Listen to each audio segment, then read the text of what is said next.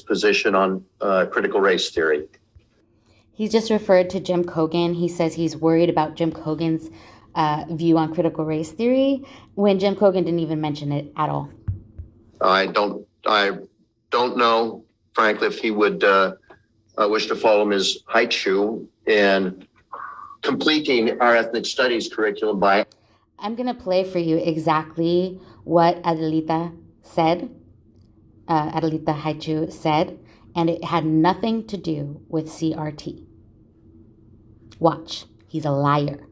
Adding in critical race theory, which brings me to her. That is what she said in response to the question. She thought we only done only had half a curriculum in ethnic studies, and she was obviously in favor of introducing critical race theory. I don't. No, she was not. That remember her saying that. Well, you'll let me continue anyway. She never said that. She never said. I don't think she was quite that blatant, but when she talked about critical race theory and about ethnic studies, she said she mentioned the fact that as a result of the ban, we had cut some of the substance out of that subject matter. This is the Nope, she didn't say that. You'll see. I'm going to play what she said. major ideological conflict of our age, guys, whether you like it or not. This ideological conflict is on us, whether or not we're going to be playing the identity politics angle and have our kids subjected to identity politics and identity-based society, or whether we're going to say race doesn't matter and we're going to get on with viewing people as individuals. Mr. Board President, will you let me speak, sir? Will you let me speak, sir? Do that. Now, I also noticed Mr. Gearhart and Mr. Williams are spot on. They were spot on during this whole conversation. in in Ms. Heitshew's presentation, and some of the things you mentioned here on the board, I noticed she tended to be kind of flowery, a bit emotional in her answering the question. Emotional. Just remember he said that, guys. Questions. And I'm sorry, the decisions we have to make here, maybe it's just me, but I think you've got to make them, frankly, ice cold and without emotion.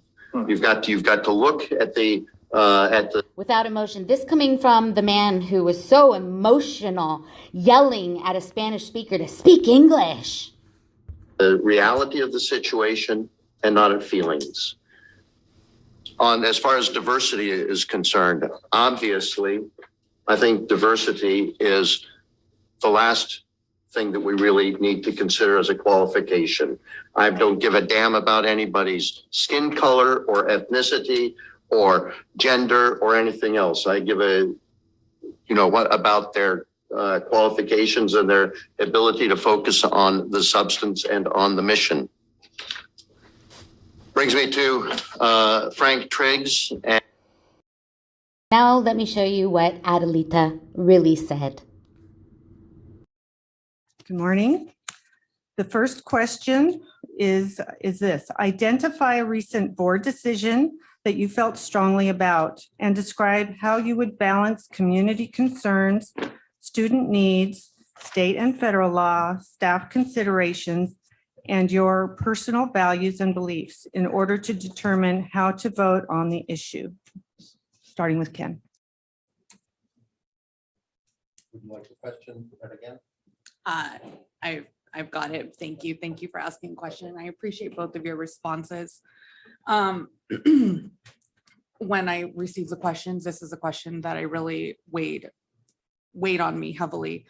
And I did not choose critical race theory, but I did choose the ethnic studies course. It is meaningful to me as a Latina in the community. Looking at how children and people of color see themselves in this world, in this country, it's crucial. It's crucial that we see ourselves in life, in television, and in our history books.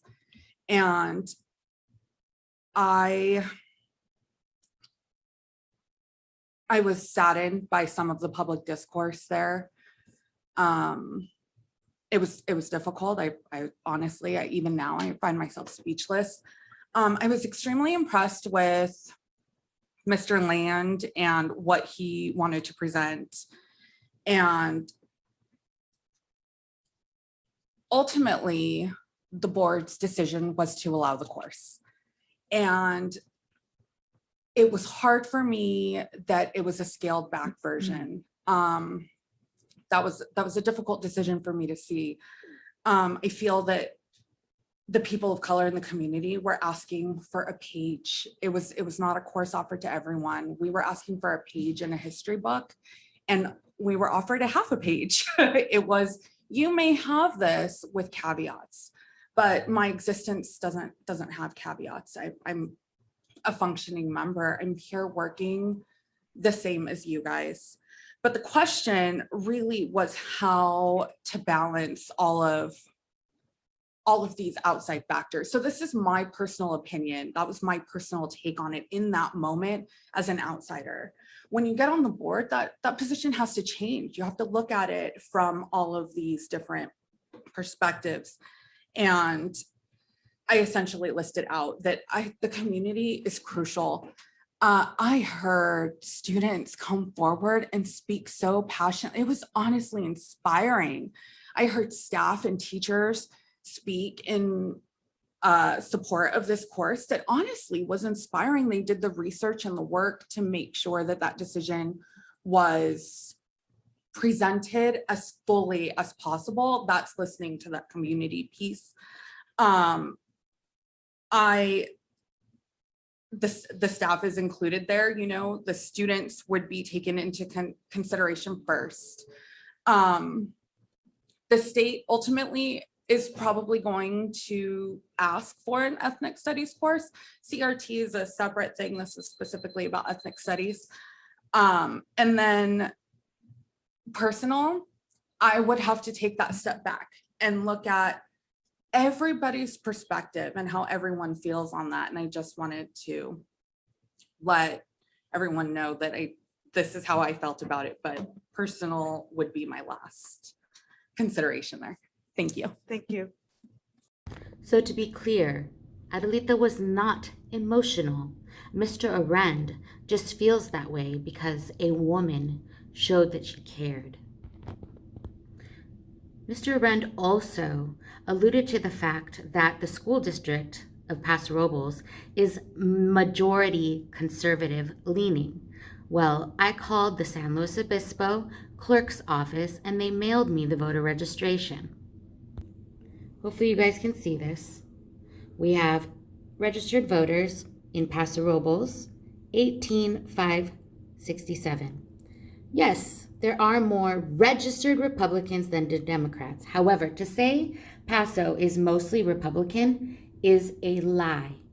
If we add up all these other amounts, then that means we have 7,201 Republicans and 11,326 non-Republicans. So, who's the majority? I think it goes without saying, Mr. Arend does not deal with facts. He deals with his political opinions and his political leanings, and that is what he wants for the Paso Robles School Board.